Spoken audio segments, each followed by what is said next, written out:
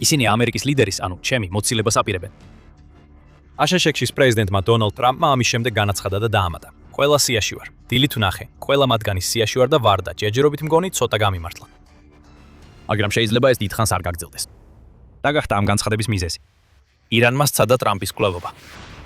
იმ დროს, როცა ტრამპი ანკარაში თურქეთში იმყოფებოდა და ნატოს ლიდერებს ხვდებოდა, თეირანის ბნელ კუთხეებში შეთქმულება მზადდებოდა. ეს იყო შანსი გაენადგურებინათ Air Force One და ტრამპი მოეშორებინათ. მაგრამ აშშ-მ ერთი თვიანი ნაბიჯით ეს შეთქმულება ჩაშალა. და რაც შემდეგ მოხდა, ირანი დაამცირა და რეჟიმს მარტივი გაკვეთილი ასწავლა. თუ სულელურ არჩევანს გააკეთებ, სულელურ შედეგს მიიღებ. ყველაფერი ანკარაში დაიწყო, სადაც ტრამპი ჩაფრინდა, რათა ნატოს სამიტში მიეღო მონაწილეობა, რომელშიც ნატოს წევრი ქვეყნების ლიდერები მონაწილეობდნენ. ეს შეკრება უნდა ყოფილიყო შესაძლებლობა ლიდერებისთვის დაეღრმავებინათ ურთიერთობები და განეხილათ რა უნდა გაკეთებულიყო მზარდის საფრთხეების წინააღმდეგ მთელ მსოფლიოში, მათ შორის რუსეთსა და სპარსეთის ყურეში. მაგრამ კულისებში რაღაც უცნაური მოხდა. დონალდ ტრამპი ანკარაში Air Force One-ის ახალი ვერსიით ჩავიდა, რომელიც ყატარმა აჩუქა აშშ-ს. ეს თვითფრინავი უკვე საკამათო იყო. ტრამპს არაერთხელ მოუწია უარყოფა ბრალდებებისა, რომ თვითფრინავი მას აჩუქეს და არა აშშ-ს. გარდა ამისა, თვითფრინავის აღჭურვას იმ თავდაცვითი სისტემებით, რომლებიც წინა Air Force One-ზე იყო, გარკვეული დრო დასჭირდებოდა. დამატებითი განახლებები და გაუმჯობესებები დაგეგმილია შემოდგომისთვის, აცხადებს თეთრი სახლის პრესდივანი კეროლინ ლევიტი. მაგრამ ისინი ჯერ კიდევ არ არის დამონტაჟებული და ეს შეიძლება იყოს მიზეზი, რის გამოც ტრამპმა ანკარაში უცნაური გადება მიიღო. მიუხედავად იმისა, რომ ტრამპი ანკარაში ხატარული თვითფრინავით ჩავიდა, სახლში დაბრუნების გზის მინიმუმ ნაწილი მან იმ ძველი ვერსიის Air Force One-ით გაიარა, რომელიც ამ თვითფრინავს უნდა შეეცვალა. ტრამპი იმ დროს უდარდელი იყო. როდესაც კითხეს რატო შეცვალა თვითფრინავი, მან უბრალოდ უპასუხა, რომ სურდა ძველი დროის ხათრით მეორე თვითფრინავით ეფრინა. მაგრამ ტრამპი რაღაცას მალავდა. თვითფრინავის შეცვლა ბევრად უფრო მნიშვნელოვანი მიზეზის გამო მოხდა, ვიდრე ეს. ირანი ტრამპის მოკვლას ცდილობდა. და თავისი პროქსების მეშვეობით, ირანის რეჟიმს ეგონა, რომ ამერიკის პრეზიდენტის თავიდან მოშორების იდეალური შესაძლებლობა ჰქონდა. ამის შესახებ ნათქვამია სკანდალურ 24 ივლისის New York Times-ში გამოქვეყნებულ ანგარიშში, სადაც წერია, რომ ტრამპი იძულებული გახდა მოულოდნელად შეეცვალა თვითფრინავის სანდო, ახალი საფრთხის გამო. ირანის პროქსი ძალები აქტიურად უმიზნებდნენ მას და Air Force One-ს. ეს საიდუმლო სამსახურს მნიშვნელოვანი გადაწყვეტილების მიღების წინაშე აყენებდა. დაუშვებდნენ თუ არა ისინი ტრამპს, რომ ქატარის თვითფრინავით ემგზავრა, იმის წოდნით, რომ ის ბოლომდე აღჭურვილი არ იყო და შესაძლოა ვერ გამკლავებოდა საფრთხეს. თუ უნდა გადაეყვანათ ტრამპი საიდუმლო სამსახურს Air Force One-ის ძველ ვერსიაზე, რომელსაც ყველა თავდაცვითი სისტემა აქვს. საიდუმლო სამსახურმა მეორე ვარიანტი აირჩია. და ასე ირანი უხერხო მდგომარეობაში აღმოჩნდა, როცა მისი გრანდიოზული მკვლელობის გეგმა ჩაიშალა. ჩვენ ბევრი არაფერი ვიცით მკვლელობის შეთქმულების შესახებ, რაც გასაკვირი არ არის. ირანი რა თქმა უნდა არაპირებს ზუსტად გამოაცხადოს როგორ სურს დონალდ ტრამპის მოცილება, ხოლო აშშ-ში დეტალებს ფრთხილად ეკიდება, რადგან არ უნდა გაამხილოს ირანისთვის რამდენი რამ იცის სინამდვილეში. თუმცა ჩვენ ვიცით, რომ პროქსი ძალები, რომლებიც ამ მკვლელობის მცდელობაში მონაწილეობდნენ, კონკრეტულად კატარის თვითფრინავს არ ესმოდნენ თავს. თუმცა იმ თვითფრინავმა მათ დარტყმის შესაძლებლობა მისცა. ისინი დონალდ ტრამპზე და იმ თვითფრინავზე დარტყმა სურდათ, რომლითაც ის იმ დროს მგზავრობდა. ამაზე მეტი თეთრ სახლს არ უთქვამს. ჟურნალისტებისთვის ოფიციალური ბრიფინგი არ ჩატარებულა და New York Times-ი ამხელს, რომ კონგრესისა და ადმინისტრაციის მთავარ წევრებსაც კი არ მიეწოდათ ინფორმაცია, გარდა იმისა, რომ თვითფრინავის შეცვლა სიფრთხილის მიზნით მოხდა. როგორც აღმოჩნდა, ეს შეფასება ძალიან მსუბუქი იყო. დონალდ ტრამპის სიცოცხლე საფრთხეში იყო და საიდუმლო სამსახურს მოქმედება მოუწია. ერთი რამ, რაც ზუსტად ვიცით, არის ის, რომ ირანი ტრამპის სიცოცხლის მიმართ მუქარების გამოთქმაში არასდროს ყოფილა მორიდებული. ქვეყნის ამჟამინდელმა უმაღლესმა ლიდერმა მოჯტაბა ხამენეიმ ტრამპზე თავდასხმის მცდელობის შემდეგ X-ზე საინტერესო განცხადება გაავრცელა და აღნიშნა: ჩვენ ვფიცავთ, რომ შურს ვიძიებთ თქვენი წმინდა სისხლისა და ამ ორი ბოლო ომის ყველა მოწამის სისხლისთვის. შურს ვიძიებთ ამ კრიმინალ სამარცხვინო მკვლელებზე. ეს შურის ძიება ჩვენი ერის მოთხოვნაა და ეს აუცილებლად უნდა განხორციელდეს. უმცროსი ხამენეი აშკარად შურის ძიებას ითხოვს თავისი მამის ალი ხამენეის სიკვდილისთვის. Operation Epic Fury-ის საწყის ეტაპებზე და თუ უზენაესი ლიდერი ამას მოითხოვს, ირანის რევოლუციური გვარდიის კორპუსმა ეს უნდა განახორციელოს.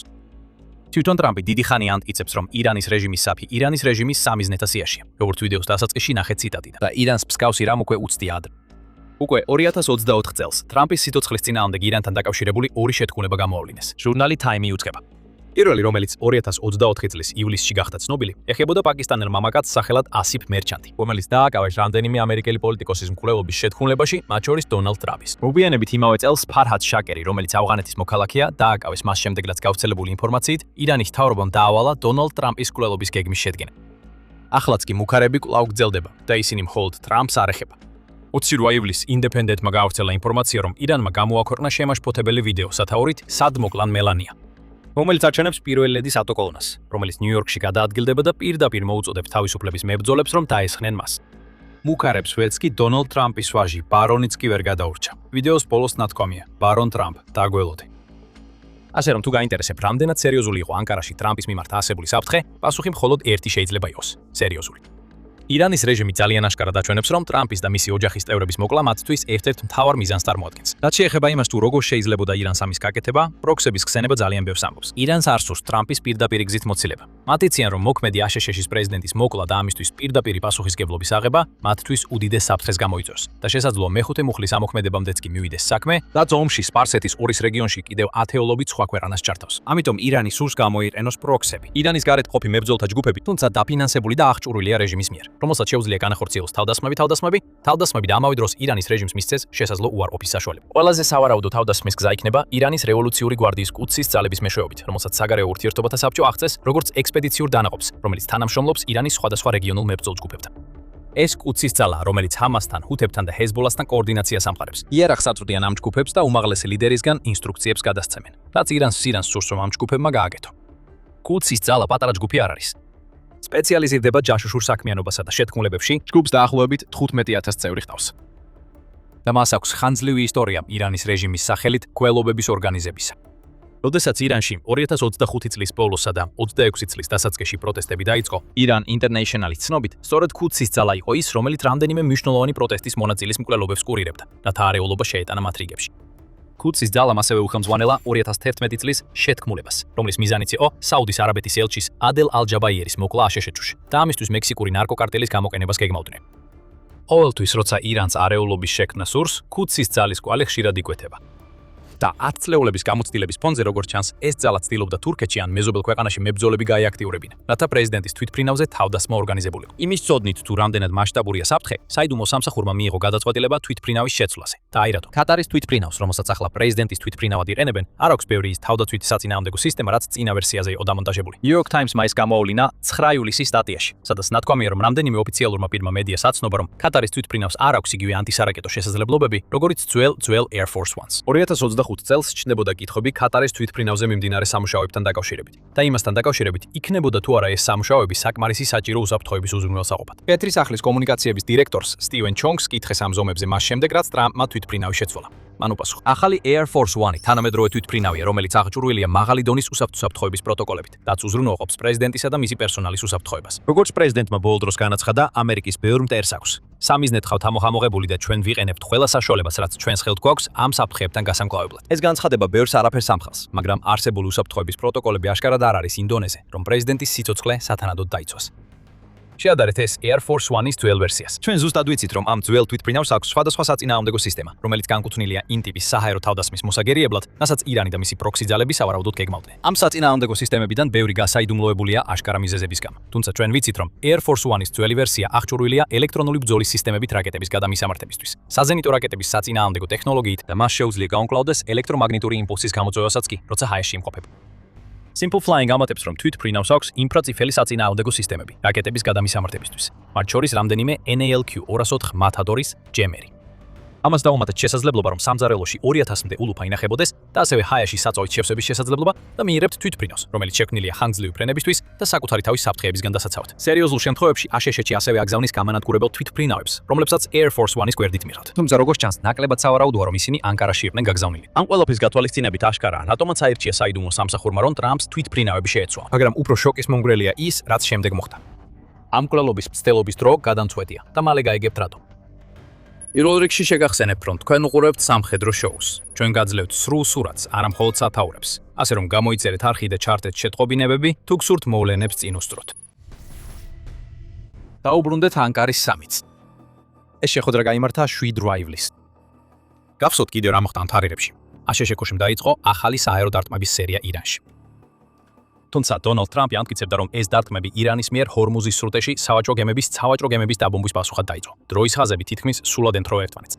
8 ივლისი იყო ირანის წინააღმდეგ თითქმის 2 კვირა გაგრძელებული დარტყმების მეორე დღე. დარტყმების მეორე დღე ასევე ანკარის სამიტის მეორე დღე იყო და სავარაუდოა, რომ ამ დროისთვის ტრამპს უკვე ეცოდინებოდა მის სიცოცხლეზე არსებული საფრთხის შესახებ. ხოლო 8 ივლისს აშშ-ში რაკეტები და ბომბები გაუშვა ირანის პორტ ქალაქ ბანდარ-აბასზე, სადაც ირანის საზღვაო ბაზაა განთავსებული. ასევე სამხრეთის სანაპირო ქალაქ სირიქსა და ბუშერის პროვინციაზე, სადაც ირანის მთავარი ბირთვული ელექტროსადგურის კომპლექსია განთავსებული. ეს იყო შურის ძიება, ზუსტად როგორც ტრამპმა თქვა, მაგრამ შესაძლოა არა იმაზე, რაც ჰორმუზის სრუტეში ხდებოდა. ტრამპმა შეიძლება პირადად მიიღო მის სიცოცხლეზე მუქანა. ასევე ეს განეხილა როგორც ირანის ცდელობა, თავიდან დაეწყო კონფლიქტი, რომელიც რამდენიმე თვე მყიფე ზავის პირობებში იყო. პროქსები ჯანდაბას. აშშ-ს კარგად ესმის, რომ ამ ჯგუფების უკან ირანი დგას და მკვლელობის მცდელობას ციდან ცეცხლით უპასუხა, ირანს კი მნიშვნელოვანი გაკვეთილი ასწავლა იმის შესახებ, რას ნიშნავს დაცვის გაღიზიანება. უბრალოდ ნუ გააკეთებ ამას ირანა. საკმარისია მხოლოდ მინიშნებაც კი, რომ ტრამპის მკვლელობა გსურს, რომ მთელ ქვეყანაში ქარიშხალი აგორდეს. ირანის მკვლელობის მცდელობის შემდეგ დაწყებული 13-დღიანი დარტყმები ახლა ასე თუ ისე დასრულდა.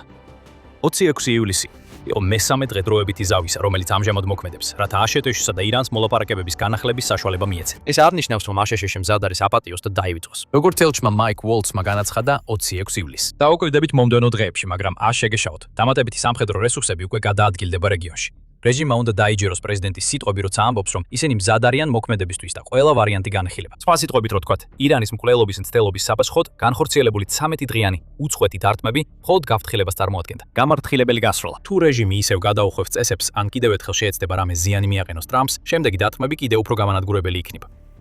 ამ დროისთვის ჯერ კიდევ ცეცხლის შეწყვეტაა ძალაში.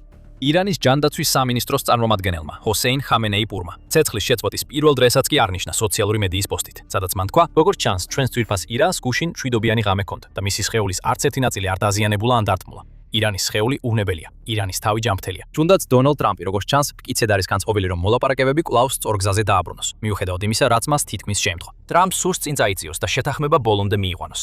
28 ივლისს ალ-ჯაზირამ გაავრცელა ინფორმაცია, რომ აშშ-ის პრეზიდენტმა განაცხადა, ვაშინგტონი და ირანი ძალიან მეგობრულ მოლაპარაკებებს აწარმოებენ. მას შემდეგ, რაც სამხედრო დათმობები შეჭრდა, ტრამპმა დაამატა, რომ პირველად რამდენიმე კვირაში მოლაპარაკებებში რეალური პროგრესის მიღწევის კარგი შანსი არსებობს. ასე რომ გემი სწორ კურსზე დადგა. ყველაფერი ისევ სწორ გზაზეა. ერთადერთი რამ, რაც ამ ახალ ზავს დაასრულებს, იქნება ის, თუ ირანი რამეს სულელუს გააკეთებს. მაგალითად, საიდუმლო თავდასხმას განახორციელებს აშშ-ის სამხედრო ბაზაზე, სპარსეთის ყურის რეგიონში. სამჯერ გეცდებათ გამოიცნოთ. რა გააკეთა ირანმა ახლახან? სასაცილო ნაბიჯით, რომელიც თითქოს სპეციალურად იქნა დაგეგმილი. კარგად მიმდინარე მოლაპარაკებების ჩასაშლელად, მკვლელობის მცდელობის შემდეგაც კი ირანმა მოულოდნელი თავდასხმა განახორციელა აშშ-ის ძალებზე. 28 ივლისის საღამოს. 4 ბალისტიკური რაკეტა გაუშვეს აშშ-ის ბაზაზე იორდანიაში. ამას აშშ-ის ცენტრალური სარდლობა იტყობინება. და მიუხედავად იმისა, რომ ყველა რაკეტა როგორც ჩანს ჩამოაგდეს, ცენტრალურმა სარდლობამ დაამატა, რომ აშშ-ის ძალებზე ეს უმიზეზო თავდასხმები წარუმატებელი იყო. ამ დარტყმებმა ნიშნავს, რომ ომი, რომელიც თითქოს ჩაცხრა, კვლავ გამწოდა. ამ დარტყმების შესახებ ინფორმაცია გავრცელდა ამ ვიდეოს წარმოებისას. იმ დროისთვის, როცა თქვენ უყურებთ, შესაძლებელია, რომ აშშ-მ უკვე საპასუხო დარტყმები მიაყენა, რაც ბოლო ცეცხლის შეწყვეტის მცდელობასაც დაასრულებს. დონალდ ტრამპი თეთრ სახლში ისრაელის პრემიერ-მინისტრ ბენიამინ ნეთანიაჰუს შეხვდა სულ რამდენიმე საათით ადრე, ვიდრე ირანი თავის საიდუმლო თავდასხმას დაიწყებდა, რაც შეიძლება ირანის მოტივაციაზე მიგვანიშნებდეს. შესაძლოა ეს მკვლელობის შეთქმულება არ იყოს, მაგრამ დარწმუნებული ვართ, რომ აშშ-ს შურის ძიება მოუნდება. ზუსტად ისე, როგორც მაშინ, როცა ირანის მცდელობა ჩამოეგდო Air Force One ჩაშალა. მკვლელობის მცდელობას რომ დაუბრუნდეთ, აშშ-ში ეს ყველაფერი უყურადღებოდ არ დატოვა. ირანის წინააღმდეგ რამდენიმე დღის განმავლობაში განხორბაში განხორციელებული საპასუხო თავდასხმების გარდა, აშშ-ის ხელისუფლებამ მკვლელობის მცდელობის გამოძიებაც დაიწყო. თუმცა როგორც ჩანს, ეს გამოძიება ირანზე არ არის კონცენტრირებული. ამის ნაცვლად FBI-ის აგენტები აქტიურად ეძებენ ინფორმაციას მთავრობის წარმომადგენლებისგან, რადგან იძიებენ შესაძლო გაჟონვის ფაქტს, რომელმაც შესაძლოა ირანს თავდაპირველად მისცა მიზეზი, რომ დონალდ ტრამპის მოკლა ეცადა. 15 ივლისის ანგარიში New York Times-მა გაამჟღავნა, რომ FBI-ის აგენტებმა ისაუბრეს რამდენიმე ადამიანთან, რომლებიც ანკარაში კატარის Air Force One-ზე იმყოფებოდნენ და იმდენად შორს წავიდნენ, რომ ზოგიერთ ოფიციალურ პირს თხოვეს ტელეფონები გადაეცათ, რათა FBI-ს შეემოწმებინა ისინი გაჟონვის მტკიცებულებისათვის. ერთმა ოფიციალურმა პირმა, რომელიც გამოძიების შესახებ ინფორმირებული იყო და New York Times ანონიმურად ესაუბრა, განაცხადა, რომ იმ პირებს შორის, ვისთანაც გამოძიებლები ცდილობდნენ დაკავშირებას, იყვნენ საიდუმლო სამსახურის აგენტებიც, რომლებიც დონალდ ტრამპთან ერთად მოგზაურობდნენ. ამ ოფიციალურ პირებს საიდუმლო სამსახურის ხელმძღვანელობის მითითებით ნებისმიერი გარემოთხოვნა თავიანთი იურისტებთან უნდა გადაეგზავნათ. თუმცა ახლა უნდა დაისვას კითხვა. ეს უბრალოდ სტანდარტული პროცედურაა, თუ კი FBI-ს ჯერა, რომ საიდუმლო სამსახურის რომელიმე წევრმა შეიძლება ინფორმაცია ირანსა და მის პროქსებთან გააჟონა, ტრამპის ადმინისტრაციამ ასევე საინტერესო მიდგომა აერჩია მკვლელობის მცდელობის შემდეგ განვითარებულ მოვლენებთან დაკავშირებით. მან თავისი კოლექტიური რისკვის ნაწილი New York Times-ის ჟურნალისტებისკენ მიმართა, რომლებიც იმ რამდენიმე ჟურნალისტს შორის არიან, ვინც უსაფრთხოების საკითხებზე გააკეთა რეპორტაჟი, რაც კატარის Air Force One-თან იყო დაკავშირებული, როგორც უკვე ვახსენეთ. ამ გამოძიებას ხელმძღვანელობს FBI-ის დირექტორი ქაში პატელი, რაც მიუთითებს იმაზე, რომ ტრამპის ადმინისტრაცია მიიჩნევს, რომ Air Force One-ზე ნებისმიერი რეპორტაჟი უნდა კონტროლდებოდეს, რათა მტერს სისუსტეების შესახებ მინიშნებები არ მიეწოდოს. ეს დამატებითი გამოძიება აჩენს კითხვებს პრესის თავისუფლებასთან დაკავშირებით. ასევე გვაიძულებს დაუსვათ აშკარა კითხვა. თუ თეთრმა სახმა იცოდა, რომ კატარის Air Force One-ი ჯერ მზად არ იყო, რატო იყენებდა მას? შესაძლოა ამ კითხვაზე პასუხი ვერასდროს მივიღოთ, მაგრამ ამ ეტაპზე ტრამპი უსაფრთხოა. ძველმა Air Force One-მა გააკეთა ის, რისთვისაც ყოველთვის იყო შექმნილი და ირანის ცდილობები პროქსი ძალების მეშვეობით წარუმატებლად დასრულდა. თუმცა კონფლიქტი სპარსეთის ყურეში ჯერ კიდევ შორსაა დასრულებისგან. ირანის მოულოდნელმა თავდასხმამ იორდანიაში ომი კვლავ გააღვივა სულ რამდენიმე დღის სიმშვიდის შემდეგ. მეტი ჯერ კიდევ წინ არის. მეტი დარტყმა ირანში, მეტი ირანული პასუხი და შესაძლოა დონალდ ტრამპის მკვლელობის კიდევ მეტი მცდელობა. ამჯერად ირანის რეჟიმი შეიძლება დამცირებულად გრძნობლად გრძნობდეს თავს, მაგრამ ეს არ ნიშნავს, რომ ის ხელმეორედ არ ეცდება თუ ამის შესაძლებლობა მიეცემა. თუ ირანი კვლავ ბედს ეთამაშება, შესაძლოა აშშ-მ წარმოუდგენელი გააკეთოს და სრულმასშტაბიანი სახმელეთო შეჭრა დაიწყოს. ეს ვარიანტი ჯერ კიდევ განიხილება აშშ-ისთვის, მაგრამ როგორ წარიმართებოდა ის? და გამოა თუ არა ყველაფერი ისე, როგორც ამერიკას სურს? ამ კითხვებს და სხვა ბევრ საკითხს პასუხობთ ჩვენს ვიდეოში, სადაც ერთ შესაძლო შეჭრის სცენას განვიხილავთ. იხილეთ ვიდეო მეტი ინფორმაციისთვის და არ დაგავიწყდეთ გამოიწეროთ სამხედრო შოუ, რადგან ჩვენ ვაშუქებთ აშშ-სა და ირანს შორის ომის უახლეს მოვლენებს. და როგორც ყოველთვის, მადლობას გიხდით ყურებისთვის.